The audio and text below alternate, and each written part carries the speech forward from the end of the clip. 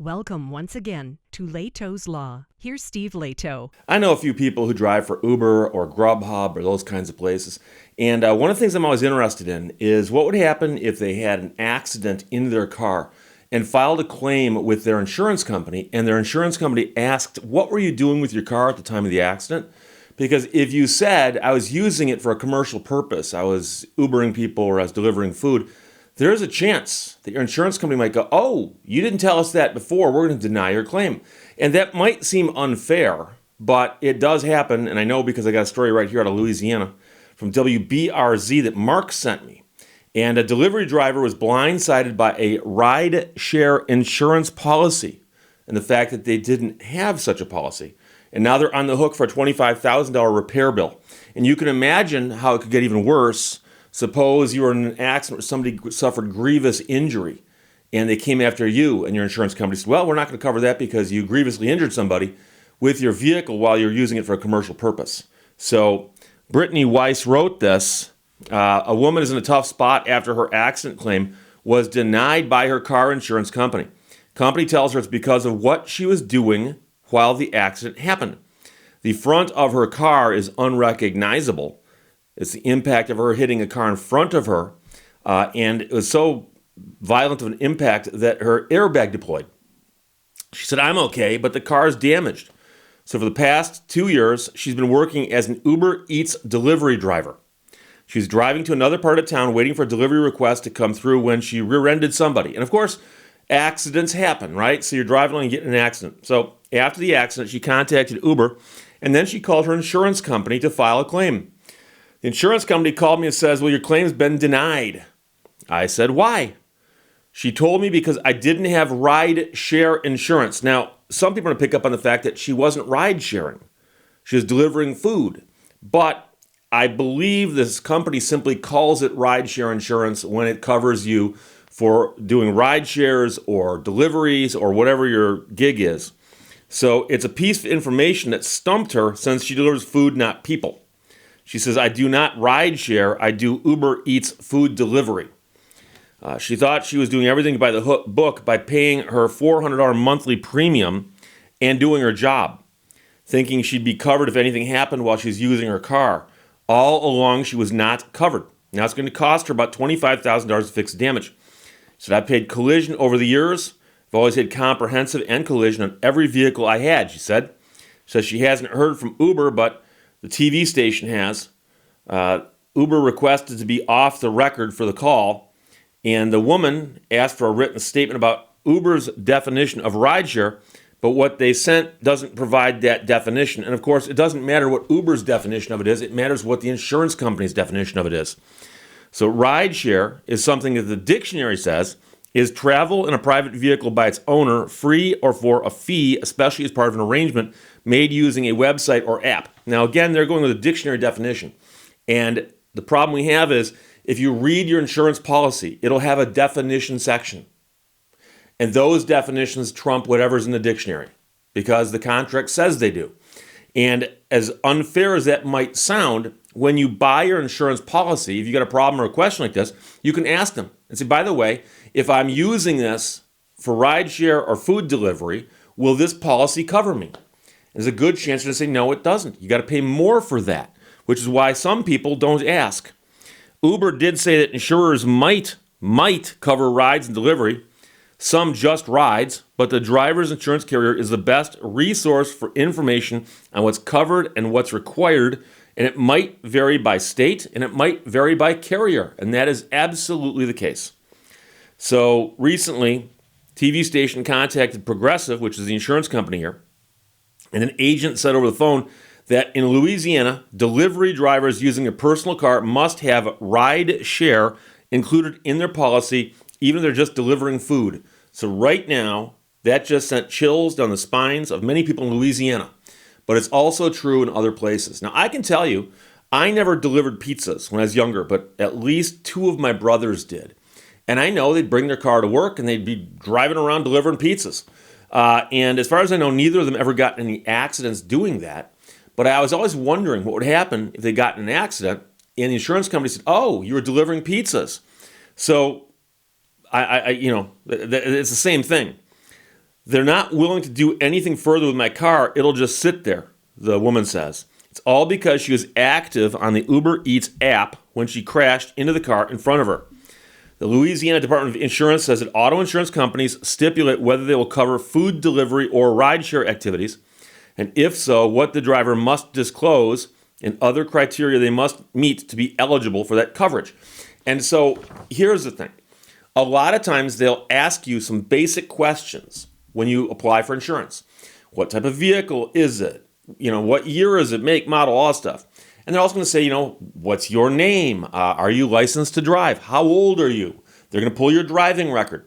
And buried among all those basic questions is, are you going to be using this for personal use or commercial purposes?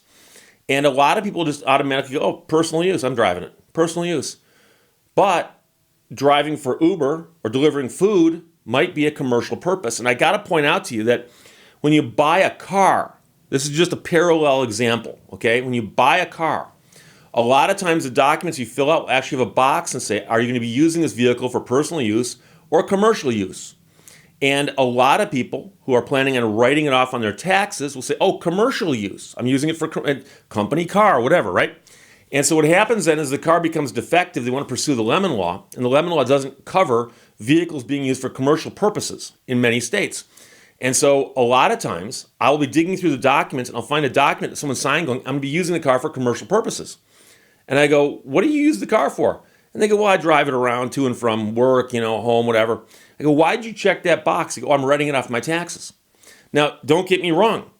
You can do that probably. I'm not a tax advisor. But the point is that there are occasions where they ask you to make a choice. Which is it, commercial or personal? So when you buy the car and you're writing it off in your taxes as a company car and you're using it for commercial purposes and you check the box commercial purposes, you might save a bunch on your taxes, but you might also lose the ability to have the Lemon Law work out for you if the car is defective. That's just a chance you take. Likewise, when you call your insurance company and say, I need to get insurance in this car, what's it going to cost me? They ask you a bunch of questions. Among them will be a question that gets at, what are you doing with the car? So if you say, I plan on Uber driving or food delivery or something like that, there's a chance they're going to go, oh, that's going to cost you more. And a lot of people know that. And a lot of people will say, oh, okay, well, they'll just kind of tap the answer around that or ignore it or pretend they didn't understand the question. And next thing you know, they've got a typical insurance policy on their car, and then they're using it for a business purpose. They're earning money with it. They're driving around. And so when the insurance company finds that out, which they often will, they can deny your claim and say, you were using the car outside of the scope that you told us you're going to be using it for. And obviously, they think that many people are not telling them what they're doing with the vehicle because they don't want to pay a higher premium. But on the other hand, from the insurance company's viewpoint, if you're out driving the car a lot for some delivery service, the car is getting more mileage put on it, and the odds of it being in an accident go up. So that's what they're saying, well, we're going to charge you more for that. So I have a lot of sympathy for somebody who's in a situation like this, but I've seen this happen many times where somebody has an insurance policy, and if they'd come right out the front end of this and said, I'm going to be doing this with my car, what do I need? They'd say, oh, you got to buy this higher form of insurance. A lot of people don't want to do that. And a lot of people, of course, don't get in accidents. And so it never catches up with them. But, $25,000 repair sounds very, very steep. It's a lot of money. But it could have been worse. What if the person in the car she hit suffered, like I said, some grievous injury and hundreds of thousands of dollars in liability, millions of dollars in liability? I mean, suppose you're a quadriplegic. So in a weird way, this is a very, very bad ending for her, but it could have been worse. It could have been worse. So what I would recommend you do, if you are doing one of those gig jobs, right, and you're using your vehicle and it's causing you to put more miles in your vehicle than you would if you didn't have that job, you might want to investigate calling up your insurance company and saying, hey, something, I'm thinking about driving for Uber, for so many hours a day, do I need to bump up my insurance coverage? And they'll probably say yes. They probably will, because that's, anytime they can make more money, they will. But then you have to ask yourself, do you want to run the risk of driving without the extra insurance? So this is the first I've heard of this hitting the news. But I suspect it's happened before, but it's just that people didn't, go and run to a television station and see if they could help. But it doesn't look like they can. And remember, and I've said this before, and this is something that a lot of people don't remember or think about, is that insurance at its most basic is a contract situation, okay? So you are the driver of a car and you have insurance through a company. There is a contract that you enter into with them, a contract of insurance, okay? So two parties to the contract are you and the insurance company. And between you is a contract. They drafted it, but you agreed to abide by it. You signed a document, figuratively speaking, you paid some money. So now there's a contractual agreement between you. And so when you want to make a claim on the insurance policy and they deny it, well, they're going to point to the insurance policy. So you should take a look at your insurance policy, see what it says.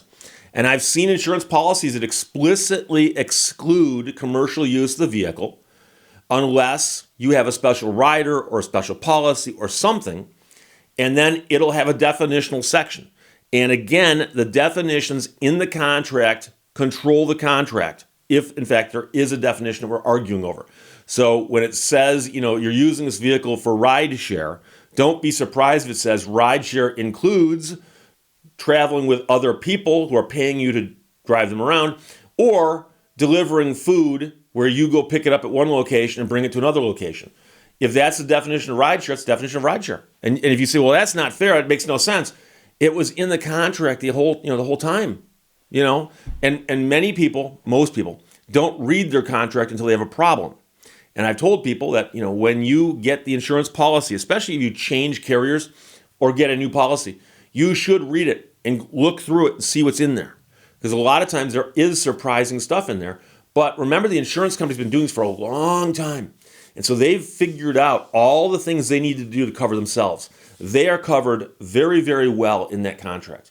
You didn't, like I said, you didn't draft it. They did. So the woman is blindsided, she's a delivery driver, by the fact that her insurance policy didn't contain a provision for ride share, which she thought was odd because she's not ride sharing, she's delivering food. But the insurance company says, well, that's also part of the ride share policy that you could have gotten, but you didn't. So now she's on the hook for a $25,000 bill. Mark sent us, thanks a lot, from WBRZ, Louisiana. Brittany Weiss wrote it. Questions or comments, put them below. Let's talk to you later. By the way, there's $200 bills behind me. I put a $100 bill on the video before, and then I came in this morning, turned on the lights. I couldn't find a $100 bill. Couldn't find it. To the point where I actually went and watched yesterday's video again, looking for it, couldn't find it in the video. And I thought to myself, well, I could wait until it goes live because there's always people who spot them even when I can't find them because I forget. And so I actually went and got another $100 bill. So you wouldn't know this, but I'm shooting this video much later than I normally do. But I had to get another $100 bill. So I went and put the other $100 bill on the set. And then I thought to myself, it's got to be around here somewhere. And as I was poking around, I found it. It had slipped and fallen. So it fell and I couldn't get up. So there are two, but I'll reduce that to one. Talk to you later. Bye-bye. Thank you for watching Lehto's Law. People who say they don't care what people think are usually desperate to have people think they don't care what people think.